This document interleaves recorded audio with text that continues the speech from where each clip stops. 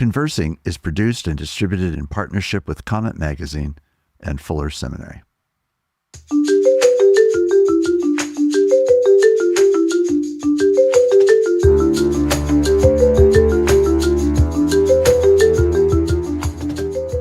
I'm Mark Labberton. Welcome to Conversing.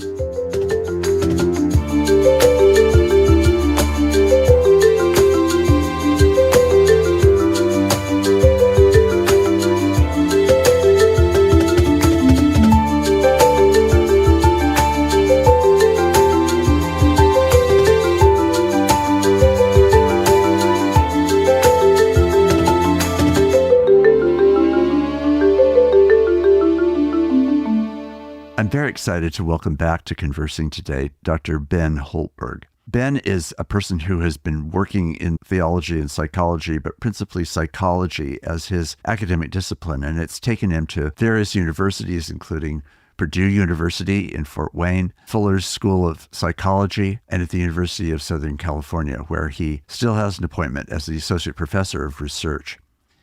Ben has done tremendously important, in fact, foundational work, and is considered the foremost person in the performance-based identity project, which has now been applied not only to athletics, but to many, many other fields as well. Ben's now taken up the role of being CEO of a nonprofit enterprise called Search Institute. Ben, thank you so much for joining me on Conversing today. Thank you. It's a pleasure to be here, and it feels full circle. Yes. Well, you were one of my earlier guests when this podcast was first starting, and you were at that time still at Fuller Seminary. And as I've explained, you're now doing something quite different but related at the enterprise that you're leading called Search Institute. We'll come to that a little bit later. But I'm just really curious to jump in a way where we left off, and then to jump to where we are now. Because this is an Olympic summer, and because so much of your work has actually been related to the way that performance and identity are interconnected, performance-based identity is a whole field that in many ways you're the leading and foremost voice in establishing and creating this conversation about how performance, especially athletic performance, but all kinds of performance, affects child development, youth development, athletic development, and the crisis that it exposes really about our human identity. And so when we talked these 6 years ago, you were at a certain place in your research. That has now mushroomed into an enormously important field and is touching the lives of many. And certainly as we approach the Olympics again, I'm sure we will hear echoes of it in Olympic interviews and other such settings. But give us a little bit of the trajectory of where you were 6 years ago in this research, and then what unfolded in this industry that has now become so significant. Yeah, I mean, it's a lot has happened, right, in society in the last 6 years. If we even think about some of the things that I think we talked about when it came to high achieving context and some of the work that was being done in high achieving context, demonstrating these heightened anxiety and depression and different mental health illnesses that were emerging for young people, and thinking about young people really ranging from 13 years old all the way up to 25. But really, I think it applies more generally. But those trends were already in place before we dealt with the pandemic, before we dealt with some of the racial reckoning in our country, where people began to really engage in a topic that was really national and global and triggered some really intergenerational pain for years for so many people, and coming off of that pandemic into this kind of learning loss period of time where people talk about this pathology narrative about young people, and still these rising trends in mental illness and difficulties in mental health.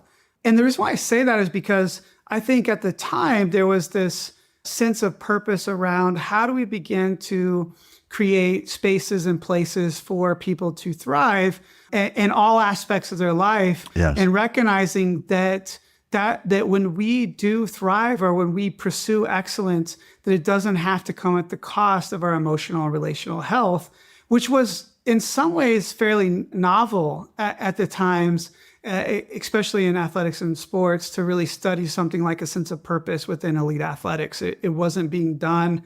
We knew that that this same trend at a kind of national scale was also true of elite athletes in particular, that athletes were beginning to speak out, like Michael Phelps, Simone Biles, and many more. And that has continued to snowball since the time we talked. And more athletes are finding their own purpose in trying to bring attention to an awareness around this idea that they are more than just their last performance, that their mental health matters. And meanwhile, pursuing excellence is still a critical part, but this fuel to drive it, I think, is now being paid attention to more. And I think that's a really important conversation to think about what was happening pre-pandemic, and then what did the pandemic is in at the intersection also with the racial reckoning and challenges that young people face today.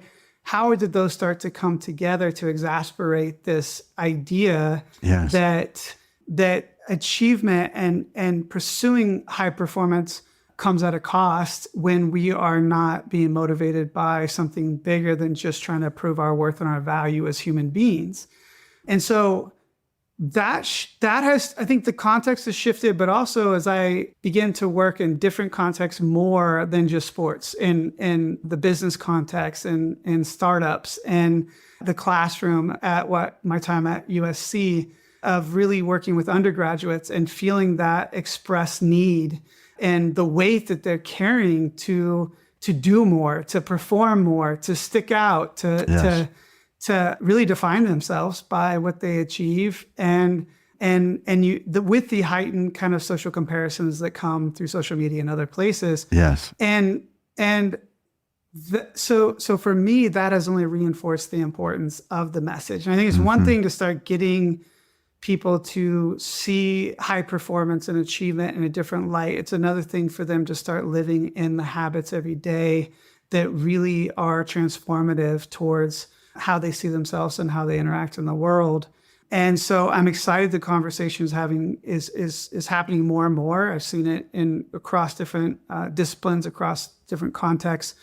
But I think there still is this craving for how do we replace, what do we replace an achievement kind of context or achievement or pursuit of achievement as being the kind of golden calf that we go after? What do we really replace it with? And what does purpose really mean when we talk about it? Because that has gained attention, but can often boil down to, what do I care about? What are my goals? What are my motivation?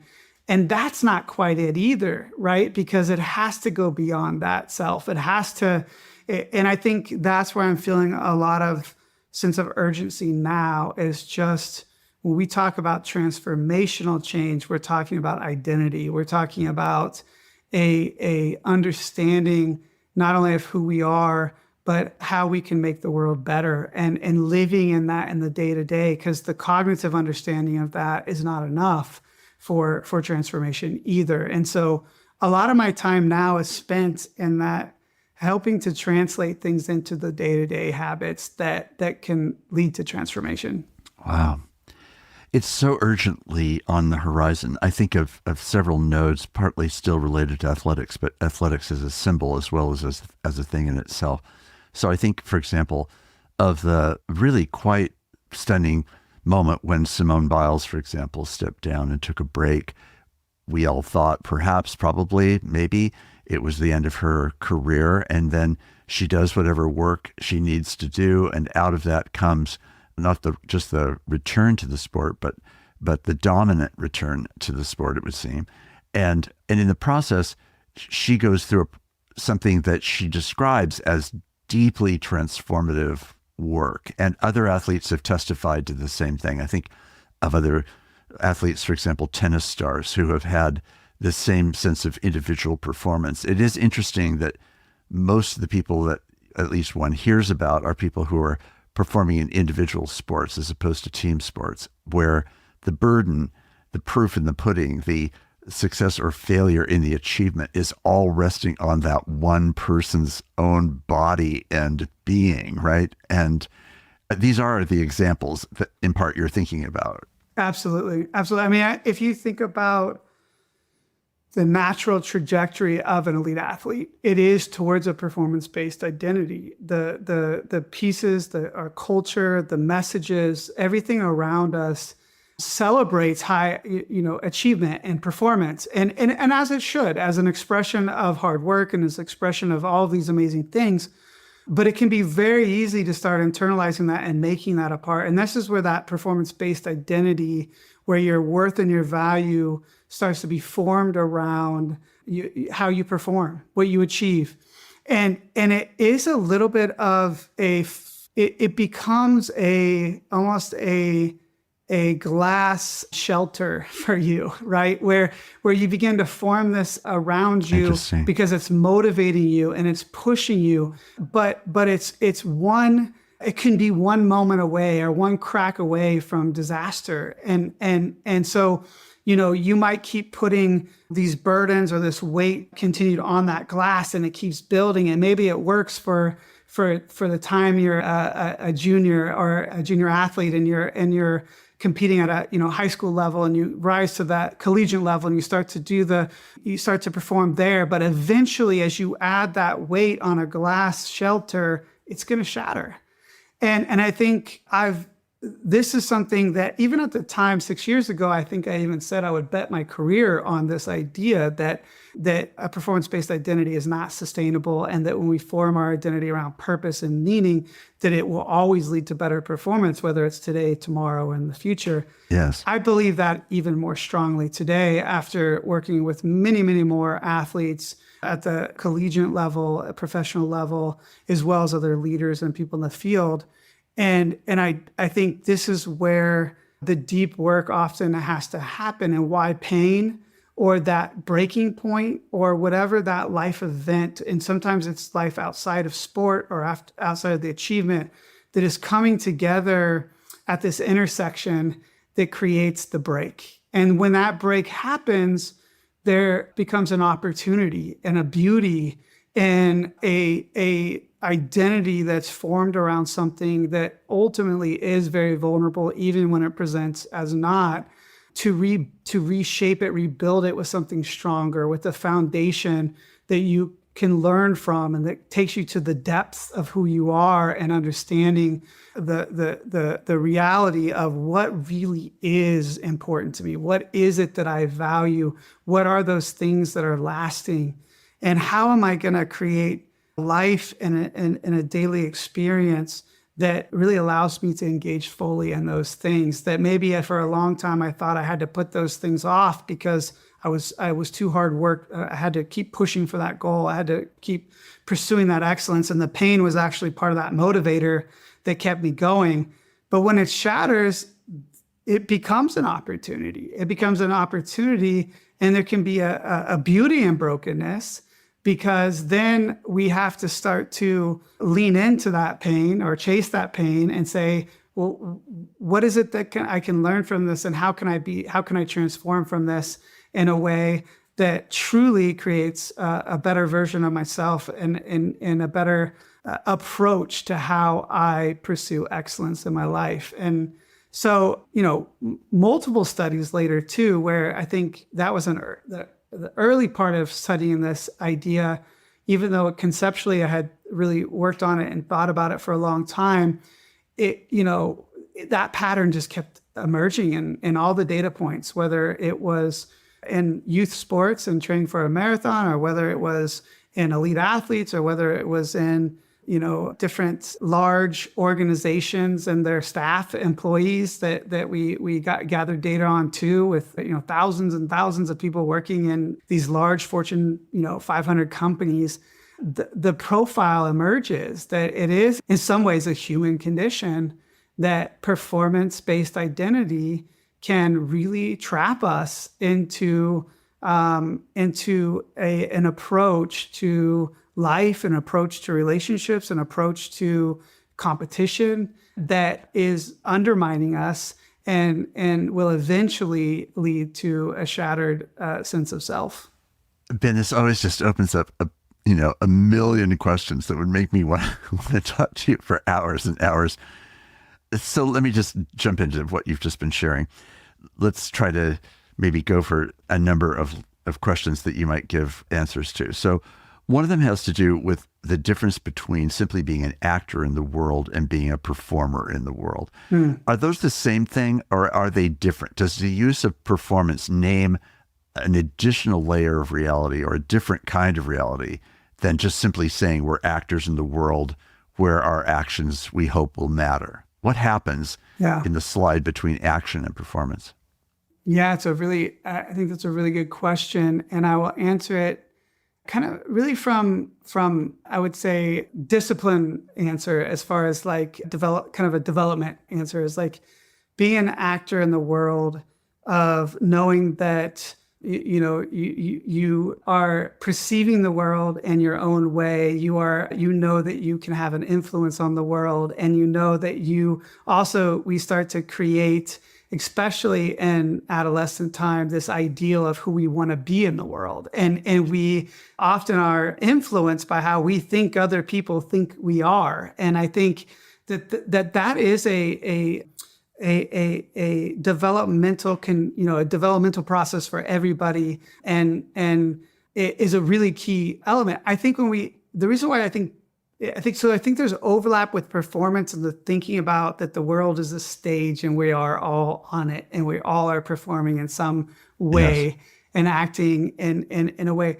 But there's something unique about performance contexts that I think start to intersect with our sense of self and our ideals and give us feedback about it in a much more objective way. Like when we talk about, and that could be true of performing arts to some degree and sports, academics, achievement, that there is a feedback into how you are doing that is beyond just the perception of how I think you think I am. But now I may also have an image of myself and a view of myself.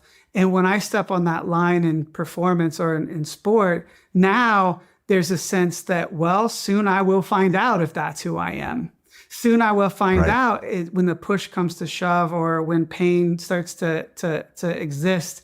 And I might describe myself as someone who can push through physical pain to be able to perform.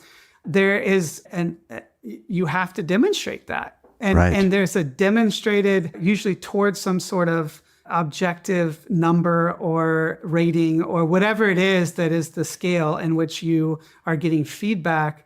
And at some point, that's when you know that, maybe baseball's not for you. Or if you can't hit a fastball, maybe baseball's not for you. Or if you can't run fast, maybe and so I think that's where, when I think of performance, there is something unique about that context. Now, I also think we are saturated with performance contexts all over the place, from our workplace, from the careers we pursue, our families, absolutely. And sometimes there's expectations that are set and we try to live up to those expectations and we pursue. So I think there's overlap between those two concepts, but I do think there's something distinctive in understanding performance context that is really important. And it gives an opportunity almost, like I loved understanding character and character development, character virtues within sports and high performance, because there's something about that context that brings out those things in people. It brings out kind of the good, the bad, the ugly often. And by understanding it in those contexts, I think it was always intriguing to me to think about, like, what is it that people begin to turn to in those moments to get through those moments, or to be able to perform consistently at a high level, and it not consume them to the point where it costs them their relational, emotional, and spiritual health. Right.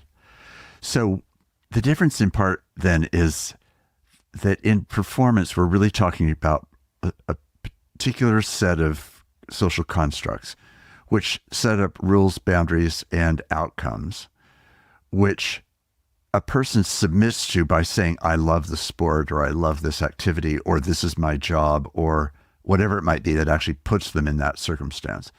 But now in that specialized circumstance, they're putting everything on the line in relationship to that circumstance. And hence the fragility that you were describing earlier, right? It can measure many, many, many things about a person, and it by no means measures the fullness of who a person is. That's right. And yet we can confuse the two and think it actually does. So I am either a superb runner. I don't just happen to be a really good runner. It becomes my identity, and hence performance-based. That's right. That's right. That's right. And a restricted like that. And that, I think, is a beautiful way to put it, is like when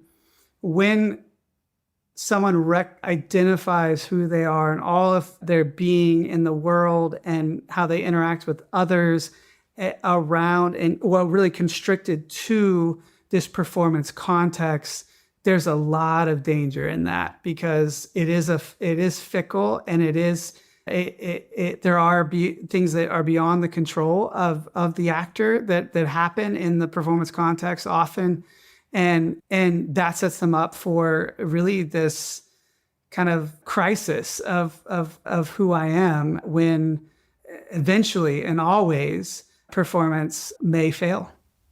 Right. And hence we pre-stack it with meanings that it can't possibly support. That's true. We live in a performance-obsessed world right now. And part of what I think has changed that I want to ask you about from your initial comments is this intersection you described between performance and race, for example, and the way that sports can create pathways for identity for people who might not otherwise have an identity. So there's their personal identity, but then there's their social identity. Yeah. And all of us play in both spheres, right? And they significantly overlap, or they partly overlap, or they sometimes don't overlap almost at all.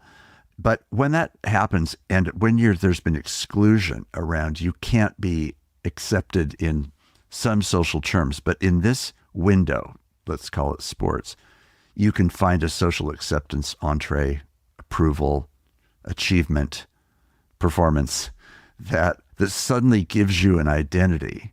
Yeah.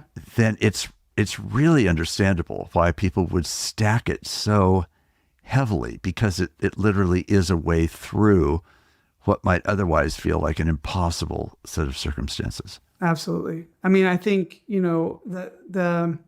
the opportunities that sports can play for people and creating, access to university, access to financial gain for families and for communities, the stakes do get higher there for those athletes who are pursuing those dreams and goals, that often they're not only pursuing those for themselves, but they're pursuing them for their families, for their communities, to prove people wrong, to you could fill in the blanks there.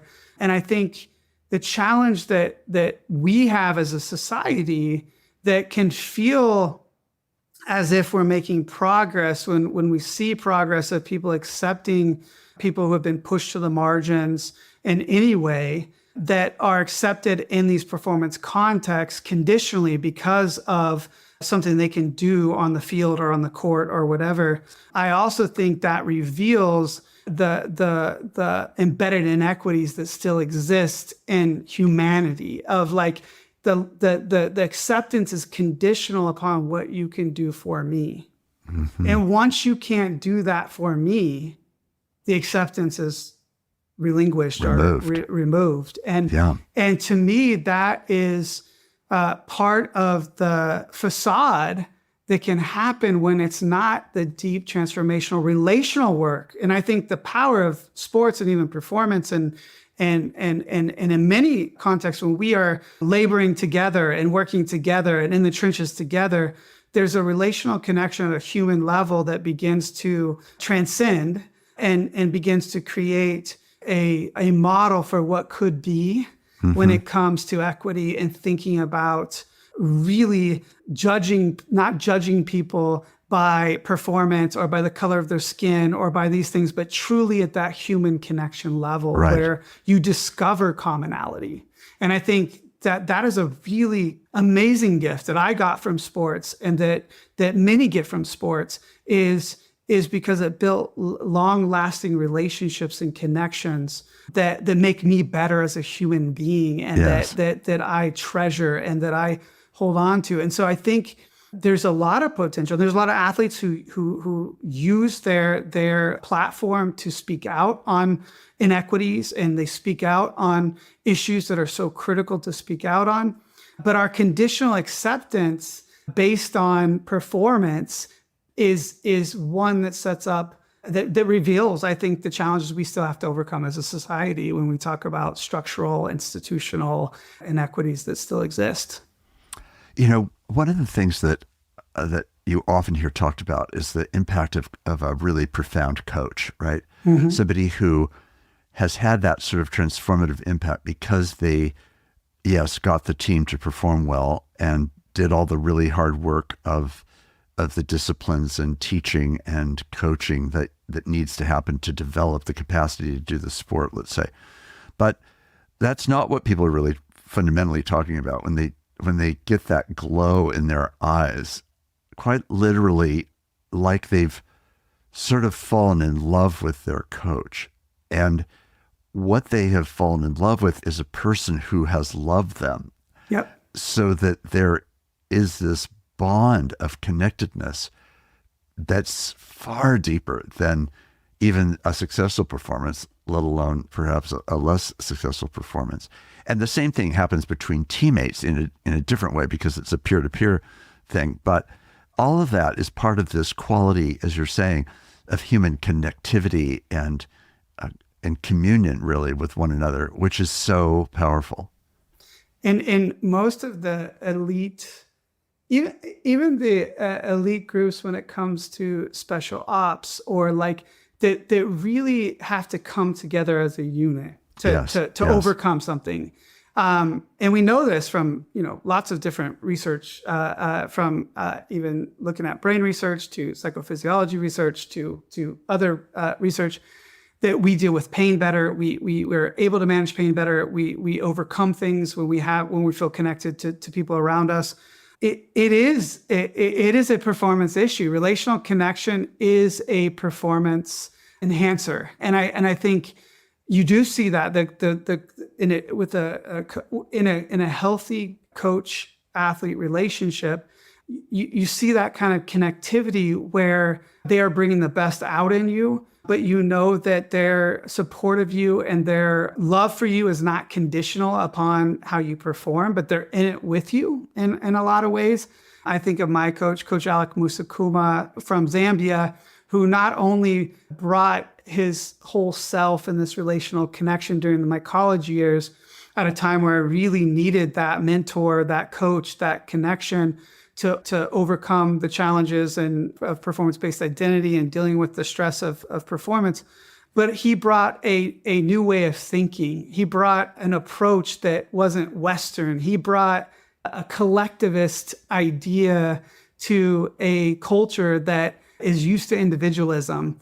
And he brought beautiful metaphors and approaches. I'll never forget one of my first races when I had a really, really bad race, and Coach Alec didn't stay up in the stands. He came down and he grabbed my hand, and we proceeded to walk around the whole track with him holding my hand around the whole track as if to say, you are not alone in this. This is, I'm with you in this. And even to today, I just saw him about a month ago. He was in the Twin Cities, and the love and the connection that's there is beyond what I could ever ask for or imagine. And he feels the same way about me, my family, but who also was involved in connecting with him too, because it was a family affair. And that's the kind of stories about my time competing that tend to emerge. And I think there's a theme in that, as we were doing even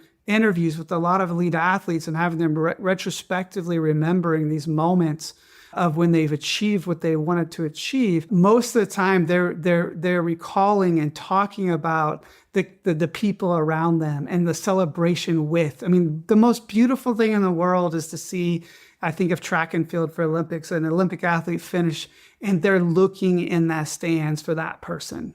They're looking for that parent, that partner, that kid, that whatever it is, because that's the communal part of what can be the source of our motivation in a healthy way, that is the source we turn to when we're upset. It's the source we turn to when we celebrate. It's the source of all of those things. And so there is such a beauty in sports and connectivity that I think is a performance issue. And I think it's true in any performance context. Is connectivity is, and connection, people are craving it, and it is a requirement that allows us to overcome difficulty, challenge, adversities, and feel like there's other people in that journey with you.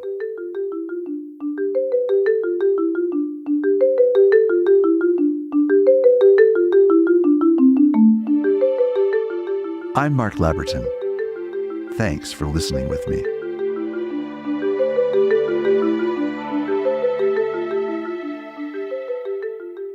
So Ben, how will all of this be affected at the NCAA level when athletes are going to be overtly paid? They've probably been quietly paid in various ways over many years, so it's not an entirely new thing. That would be naive to suggest. But now it's overt, it's public, that people are going to be paid, are being paid. How will that play with the alchemy you've just described so beautifully? I think we'll see. We'll see. One of the things that I think I will hold this up in kind of the complexity of the strengths and the things that it brings to collegiate sports, that I think is addressing some of the inequities that existed when an institution is benefiting from the hard work of 18 to 22-year-olds, and you're struggling to pay your bills, you're struggling to get by, you're struggling to really earn a living, and often you're being injured, and at any point that could be the end of your career, and the end of is so. So there's a balance to, I think, some of this conversation is really important, because I think that the shift is going to be really helpful in that way. The challenge, I think, when we talk about NIL and thinking about this world, name, image, and likeness, kind of being able to be paid for your name, image, and likeness, is now we see brand coaches, we see brand, people helping kind of create their personal brand. And now we start to see this constructed reality of who I am that's out in the digital world. Yes. And when it sets up an ideal that I have to live by, and it's built on that same kind of glass protection, then I think it can exacerbate a problem that already exists in elite sports. Right. And I think the stakes do become a little bit higher. There's nothing wrong with competition.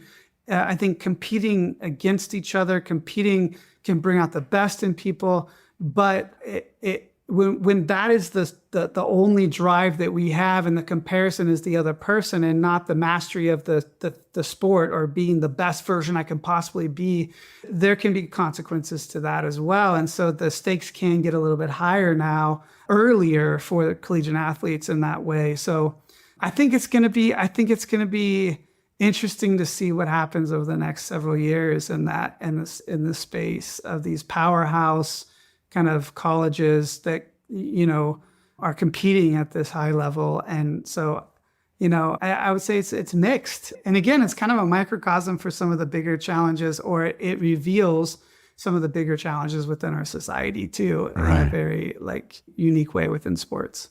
So Ben, you've continued to do work in this area of performance-based identity, but you've also realized that a great deal of the work that I think that led you to were people who were part of populations that were dramatically underserved for all kinds of economic, racial, social reasons. And really the Search Institute that you now lead is attempting to find ways, in part, of serving all kinds of people through that institute, but particularly people who may find themselves in marginalized circumstances, who may therefore feel of their lives that their life is by definition a marginalized life, all of which then adds even more to their sense of confusion and challenge around identity. So take us there, and let's explore now some of the questions that have arisen for you in now this focused way in a different kind of sociology than the exceptional, outstanding athlete, but really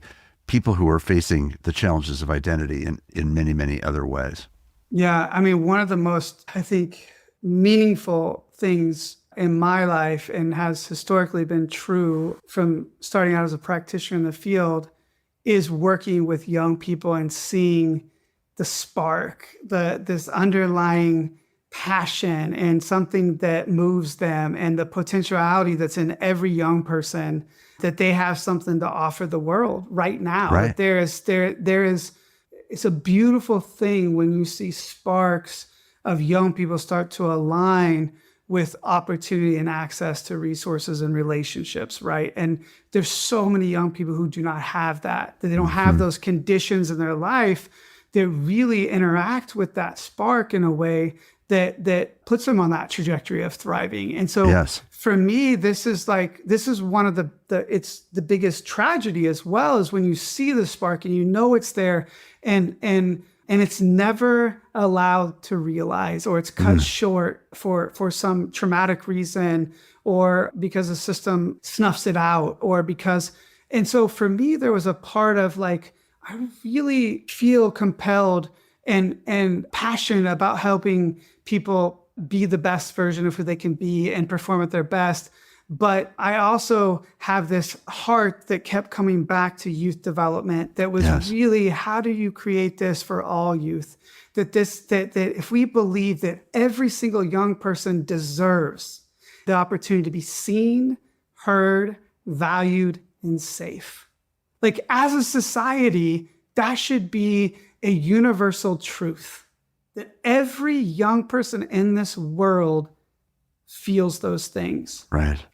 But we know that's not true. And we know that there are young people who have been pushed to the margins in multiple ways that don't experience those foundational rights as a human being.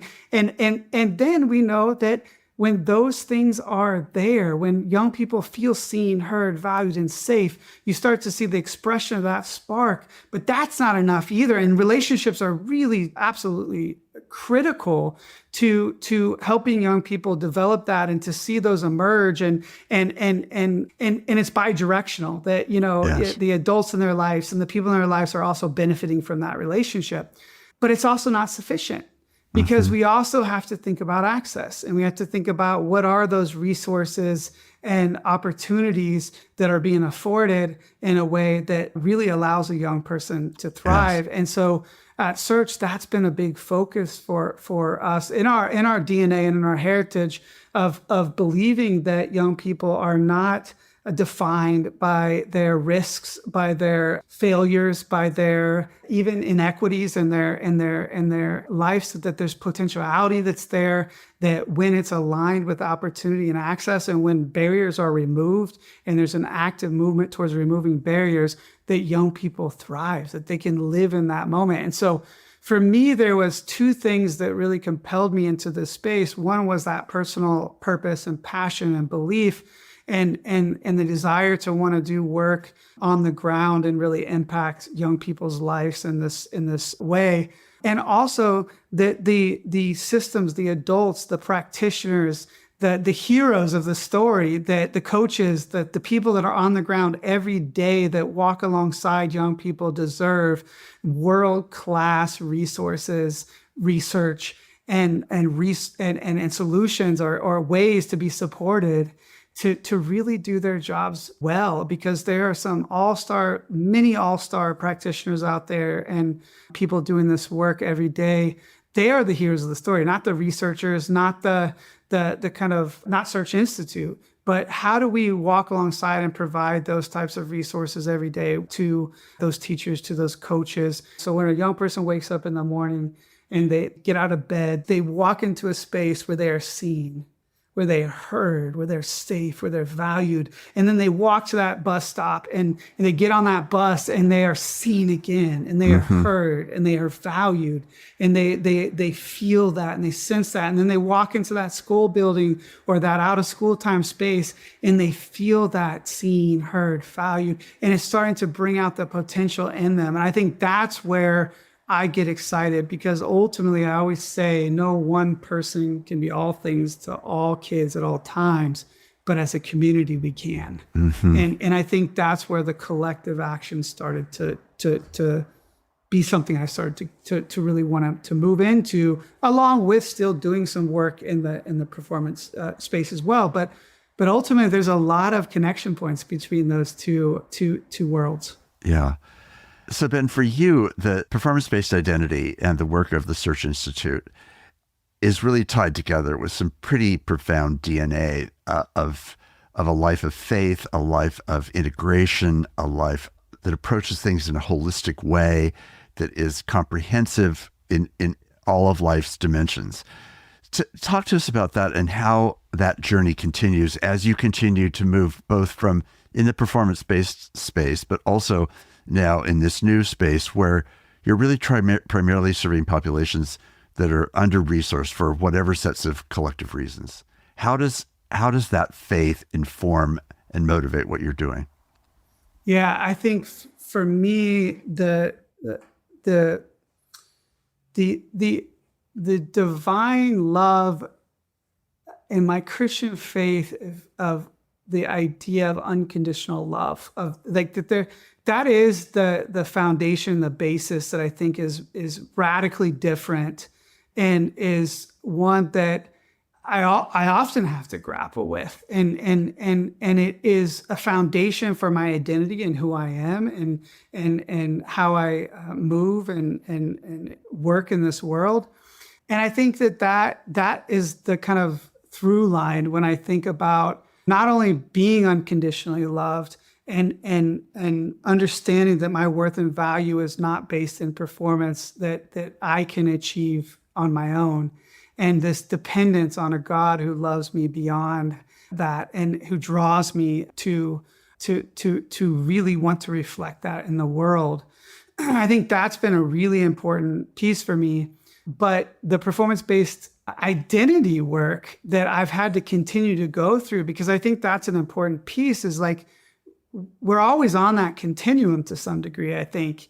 And life circumstances and life events and developmental milestones and all of these things can now, when they happen at a certain time and moment, you have to go back to that self-awareness and say, yes, where am I on this kind of spectrum right now? And for me, I think through the process of finding my rhythm in my area of research and the work I was doing, I knew these things and I believe these things.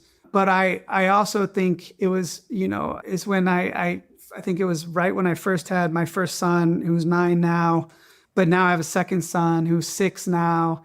And who I am in the world has changed. And also as I've had to grapple with that more of my purpose and my meaning, which I'd always talk about, that I think is absolutely important, is for us to find our true north, something that is meaningful to us, that we're pursuing on a daily basis and is connected to something bigger than us.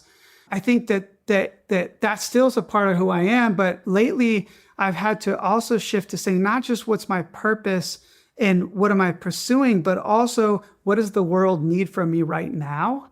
In all of my identities and my intersecting identities as a white male in this space doing this work, as an organization, what does the world need from us right now? Yes. And that is this alignment, I think, that is really critical. And I feel like I'm at a place in my life where I can be self-reflective of that and know who I am and know my worth and my value, but also know where I can make a contribution based on what the world needs from me. And I think that is a little bit of a different approach. And a lot of the work I was doing in corporation and kind of we were doing through the Performance Science Institute, sometimes one big component there is to get more people to feel a sense of purpose in those moments and to really connect to that sense of purpose. When you move into the nonprofit world, what you find often is, and probably is similar in ministry and other areas, is people have a sense of purpose and that purpose feels meaningful to them and they are pursuing it. But it also can be performance kind of directed and motivated in a way that's clothed with purpose. Yes. And that, I think is a little bit different, Yes. when you're working in nonprofit spaces, is that the emotional, relational health of people within organization doing this work that are in it every day, that there has to be also a healthy sense of their relational connection outside of the field. There has to Right. be the attention towards emotional hygiene and health. There has to Right. be balance in the life of their family and the life of the work. Yes. And so there's more nuance to it to me now that I Right. think is important. And it brings up some of the complexities that I think is true of all of our identities. That it's a complex process of our roles and how we operate in the world. So that, I think that through line has been, it's been really amazing to kind of take some of this work and these learnings around high performance and thinking about high performing sports teams or high performing organizations or even performing arts world, and start thinking about what does that mean in doing this work that is connected to something bigger, that is about making a difference in the world. And how do you do that in a healthy way too? Because we can kind of baptize or sanctify our goal pursuits in all kinds of ways that does not necessarily mean it's healthy. So, Ben, we're living in this really wildly divided nation at a time when really all over the world we're seeing extraordinary social and political upheaval and polarities of different kinds. How does performance and how does identity figure into what feels like it must be near the center of all of this? But how would you describe and name that? Well, I think when we think about identity and performance, we think about often people building a sense of self around something. It could be, the ideals of how they want to be seen in the world, or something that they hold on to dearly. And I think sometimes it's even ideas. Sometimes this is the whole kind of idea of virtue signaling even, right? Like where we want the world to see us a certain way. And so we are going to go out of our way to make sure that we are saying these things or doing these things so that we affiliate with that, whatever that we think is virtuous or that we think that we want to be seen as. And I think the challenge of that, regardless of political background, regardless of political affiliation or religious background, is that we can lose the humanness in that. So we can talk about, for example, I would even say things like advancing equity and how do we really advance equity. And there can be people who talk about equity really in important theoretical ways. And they can talk about the broader theories of it and inequities, I should say. But they don't live in the reality every day in a way that is in relationships with people who have experienced inequities. Right. And listening to, so there could be the head knowledge and the cognitive kind of knowledge, or even the identity structure around ideals, whatever they may be.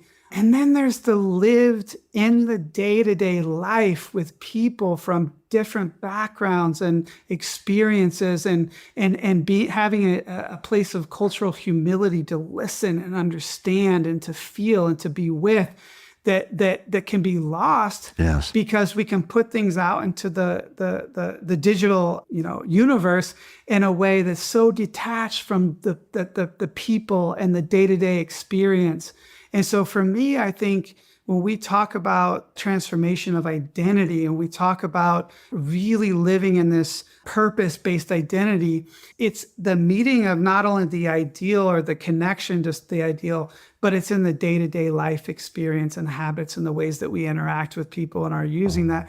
To me, I think that is what has been lost, is we often talk about people as if they are a category or a thing, and we're not living, and we're not, and it gets messy when we have to actually live in relationship Yes. with those people. And so it's easier to just cut them off and put them there, Yes. or dehumanize them, or fill in the blank. And so I think that is a really critical part of how we have to start moving towards reconciliation and healing, and be willing to live life together in the messiness of this. And that is, I think, often missing from the way that we're functioning in the world right now. And is it too much to say that what you've described is perhaps one way of understanding a loss of the freedom to be truly personal in that kind of full human way, and to supplant it with another social construct that requires defending and perpetuating for whatever sets of reasons, which then keeps us again in a box rather than actually into the messiness you're describing that is actually human life. Yeah. And I think, it goes back to that glass kind of shell, whatever whatever we feel comfortable creating around ourselves that we guard and we and there's, and I think collectivist societies and societies that really prioritize community and relationship do better in this because there's a prioritization of not only what I think and I feel and I believe, but how is that impacting the community in which I live and that I interact with and I depend on and that I contribute to every day. Yes. And that isolation, when we build those boxes around us and sometimes this more dominant individualistic way can be damaging. Right. I think what you've described is really a beautiful picture of how life unfolds, right? That the performance obsession, especially when you're younger, when literally identity, whatever the categories of identity formation that are going on, are really about your identity. Mm-hmm. As your life matures and usually becomes thickened in some way by longer term relationships, potentially family relationships, potentially deep, long-standing professional relationships where the social networking that's just part of a growing person in the world can no longer be as easily self-obsessed and can turn to the wider social reality. But what you're describing is really letting that turning be informed by purpose in a way that now becomes naturally attached to some thing or some people or some realities that are simply greater than yourself. I mean, I don't think we ever come to the end of ourselves because that's part of what keeps us going, and partly because the human ego is so relentless. But also it does become enriched and fulfilled by categories of things that are not necessarily on the landscape when you're first building the house that's called self, right? And that's right. And I think what you're describing is that process alongside and intertwined with a life of faith that validates and undergirds issues of meaning and purpose that are always beyond whatever you can and frankly whatever you can't do. Yeah. And to see that in a communal way, it's really a remarkable story. And I do think the issues that you're dealing with are ones that I think any listener that comes across this podcast is going to be reminded by this episode of these issues that are constantly at play. And as our life of performance over time changes, our abilities change, our capacities increase and decrease and increase and decrease and get destroyed, get flower in ways we could never have anticipated. Oh my gosh. As a person that's in the middle of this post-work, early next season chapter, not yet something I'm at all comfortable with calling retirement, whatever I think that is. I just know that I'm in a season where all these things are dynamically at play again. And so they will always end up being. But like you, I share a deep conviction that there's a God who sees and cares and is present in the midst of all of this. And that does create a different set of resources, a different framing, a different stage, if you wanted to use that language, in which we perform whatever it is that we're doing. Yeah, and I think when you to listeners, and when I talk about these things or engage in things, you can have people who immediately identify with this performance-based identity side, and they just say, "Oh, this has been me my whole life," and there's this desire to be free from it, actually, often. Yes. And they want to begin that journey of transformation. And it has to be tied towards, those deep things like faith and identity and understanding who you are. And there's lots of reasons why we've created these viewpoints or ways that self-narratives that served us for a while. And maybe it's not serving them anymore. And so there's that person. I would just say, like, part of the starting point is to begin to start to acknowledge the ways that this is not serving you anymore, and the ways that and challenge the lies when it says, no, that'll be for later down the road, because there is another way. There's another way to pursue your goals, to pursue excellence, to be the best version of you, and it not have to come through that emotional and relational cost. And then there can be some people who say, "Oh no, I got purpose in spades. Like, I am a minister, I am a youth pastor, I work at a nonprofit."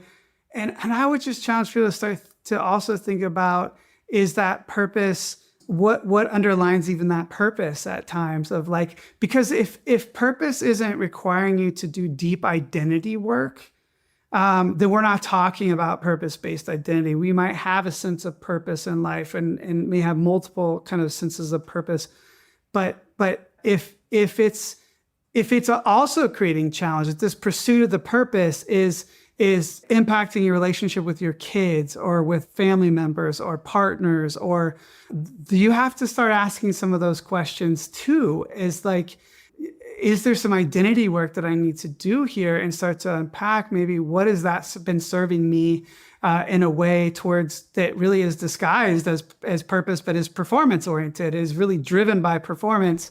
And I think for that listener, just starting to do some of that deep work, and for everybody, is that there's always hope and there's always malleability in these things. I don't believe that we're stuck in these, and I believe that we may have a tendency towards performance-based identity in this way, but that there is a realization that can start to emerge when you begin to realize that you can't do it on your own, that it requires something bigger than yourself, and that it requires having some of the courage to chase that pain, to transform it. And to me, I feel like when you get to that place, and whether you go through a painful event that requires that shattering of that glass that you had around you, or whether you are able to kind of come through it by, the birth of a child. I think at the birth of my son, Oliver, and I knew unconditional love in a different way. Like it just meant something to me different immediately when I saw this beautiful boy come into the world. But either way, there's opportunity in these moments. There's opportunity to course correct. And I think that's the piece too for me through life that you described so beautifully, Mark, is like, there's still those moments all the time that trigger that ego or that performance-based identity or that self-reaction. But what I think has been helpful is to be able to name it earlier, course correct, and also admit and apologize when I have reacted out of that space. And that is, that is a part of that's part of humanity too. That's part of how we grow and we learn. So I think it's always messy, it's always painful, and meanwhile we hold on to that unwavering hope, and that there is beauty, and there is connection, and there is commonality still that exists in this world when we start to do the deep transformational work instead of pointing at the other or trying to other. And I'm hopeful in that, I think that there is a craving for those things in the younger generation. We need you, Ben, and we need what you're doing. So thank you very, very much for this conversation today. Awesome. Thank you so much for having me, Mark.